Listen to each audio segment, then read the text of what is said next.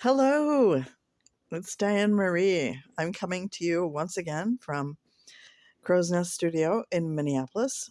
If you don't know me, here's a quick bio. I have been an artist all of my life. I identify as a tweener, which means um, I'm not quite a senior and I'm not dead yet. So, um, not for lack of trying. Just kidding. Anyway, I've been an artist all my life. I started with watercolors in grade school. Um, I was trying to draw when I was 10 months old, my parents said, on a blackboard. I drew from pictures. Anyway, so I started with watercolors. They went right out and got me art supplies, watercolors. Sold my first two pieces when I was 10. And then I went on to oils in junior high. And they were like the hardcore oils with all the solvents and the linseed oil and all that turpentine and all that stuff. And my dad got me a set of those and he got me a set of brushes and he didn't have anything to put them in, like a case or anything like that. So he put them in this big metal machine box. It was a red metal machine box. And it was about this deep and it was about a foot square. And over the years, it got to the point where I had so many art supplies. Once they figured out that I was an artist, every birthday, every Christmas, everything, I got art supplies. And by the time I moved out on my own, that box was so full, I almost couldn't close it. That's what a addict I am for art supplies. Anyway, so where were we? Oh, yeah, I'm primarily a painter. I don't draw that much. I like doing charcoal, but unforgiving things like I don't know, like pen and ink and stuff. That really scares me because once it's there, it's there. I'm forcing myself to learn because I think that that's a good thing to do. I don't want to stay in a corner. So I'm constantly challenging myself with new things. And if you are an artist, I strongly suggest that because what happens is here is the thing. Everything plays off of everything else. If I'm right now, I'm working on 3, 4, 5 paintings, and these seahorses. I'm doing several series. I'm doing a Minneapolis series of paintings. I'm doing a food series. I'm doing these seahorses. I mean, it's just, I write songs. Just all of the things that I do play off of each other, and I get ideas from them, and it's just like this spiral. It's really cool. So, here's what I'm working on right now. I will show you. This, let's see if I can do it. There she is. This is Hazel. And here is Hazel's body. You can see she has a ridge coming down over her belly, which then extends into her tail, which is here. And that ridge will have little spines on it, in addition to all the spines that she has on going down her back.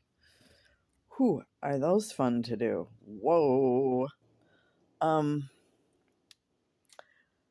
Okay, so the next thing I wanted to talk to you about is the way that I do. A lot of people ask me, well, how did you do that? Why did you do that? What made you do that? Questions like that. And the answer is almost always, I don't know. And I don't. I mean, it's not like I go, okay, I'm going to do this. That's not how it happens for me.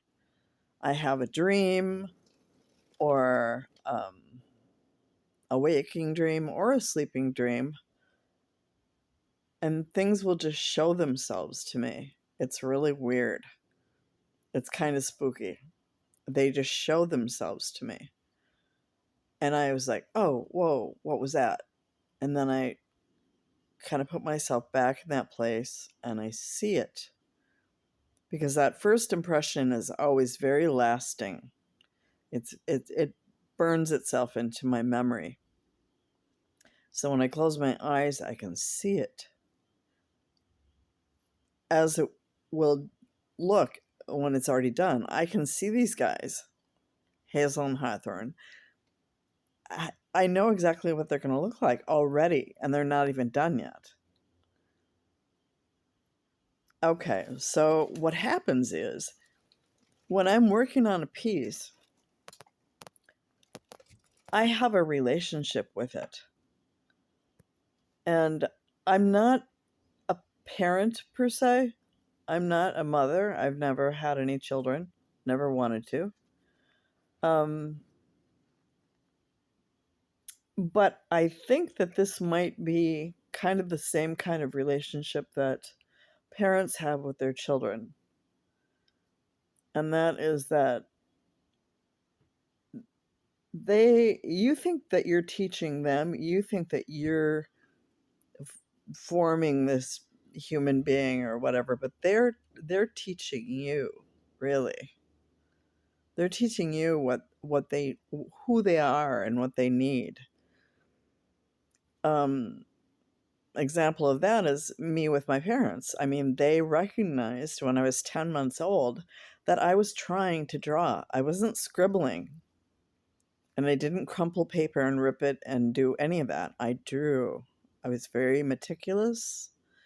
And they were just like, wow, it's like she's done this before. How can this be, you know? And throughout my life, these things come to me and I don't know how to make them become. It's not a thing that I know.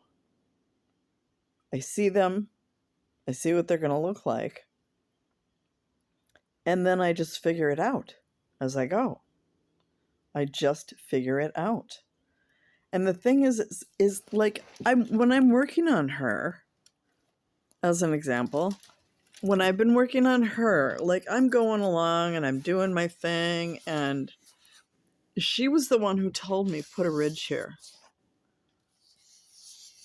She told me that. She said I need a ridge here. And you know, I don't even know what kind of a seahorse she is. I don't know what they are. I don't know if they even really exist, but they're my seahorses. They're telling me what they want to look like. So I'm doing it. I'm making them according to their wishes. They tell me what they want to do, and they tell me how to do it too. If I'm doing something and I'm going down the wrong road, I get this impression like, nope, back off. It's like they speak to me. I swear. I know. Call me crazy. I don't care. It's where creativity and madness meet, really. And I think that people like me throughout the ages, down through the ages, have been thrown into mental institutions for saying things like that. And I used to not say those things. But I'm at a time in my life now, I just turned 61. I don't care. I don't care what anybody thinks. This is me. This is who I am. I'm just going to tell it to you. And if you want to say, oh, she's nuts or whatever, meh, that's fine. I don't care. It's fine. It's fine. I'm going to do what I'm going to do anyway. So, just have a great day. Make somebody happy. That's what I'm trying to do with what I do. Because when I get feedback from people and they look at something that I've created and it really gets them in some way, and that's the piece speaking to them, I think. I think the pieces speak to whoever they connect with. That's kind of interesting too. But when I see that happening and I see people getting a moment of joy out of something, a memory or, oh, I've been there or, oh, I know what that is or whatever it is, because my paintings are all different kinds of stuff, So there's a lot to connect to or not. But it's interesting and I love when people tell me, and it's not about selling my work. It's not about that. It's just, I love it when people tell me what their impression was, how it made them feel, because that helps me to know if I'm doing my job well. This is my job. This is my job. And people say to me stuff like, oh, well, you're an artist. You get to just sit around and make art. And blah, blah, blah. It's like and I just let it slide. Whatever. That's fine. Because they don't understand. They don't know. But I am going to tell you right now that being an artist is really, not just the mechanics of doing it, but it's hard for your being. It can be really hard for my being. I suffer from depression. And sometimes when I'm struggling artistically, that feeds into my depression and then down I go. But it also heals me. Art heals me. This is my medicine. I need this. I can't not be an artist. I can't not do it. I've tried to. And I felt really crazy. I felt crazy. So this is what I do. And that's what it is. It is what it is. So just some insight for you as to what it's like to be an artist and just going back to that just a little bit, I just want to say that we connect emotionally with these things that we create, we connect with them emotionally. And sometimes they give me great joy, like beyond anything that you can imagine. Anything, the best food, the best sex, whatever. It's just this joy of just in such an intense level. It's almost more intense than falling in love. It's right up there with that. But it can also break your heart. It can also break your heart. I have cried so hard over my paintings. You know, they'll break your heart faster than any partner that you could ever have, pretty much. The other thing is that it's hard on my body physically. it's really hard on my body. Even if I just sit all day and work on these guys, just the sitting, I'm just like I have so much tension in my body. And I worked with a physical therapist, and he tried, he was teaching me about trying to be mindful about that, about paying attention to when and I know that I do that. I grit my teeth a lot, when I'm really like trying to lift something heavy or whatever, or something is not working and I'm getting frustrated, or so yeah, it really puts you through your paces. Make no mistake, it really does, as much as any job I've ever worked. I mean, cleaning houses was way easier than this. Way easier. And that's really, really, really physical work. And it can also be, sometimes, dealing with really difficult people. I generally never went back after that, but so yeah, here's a day in the life of an artist. Have a great day. Bye.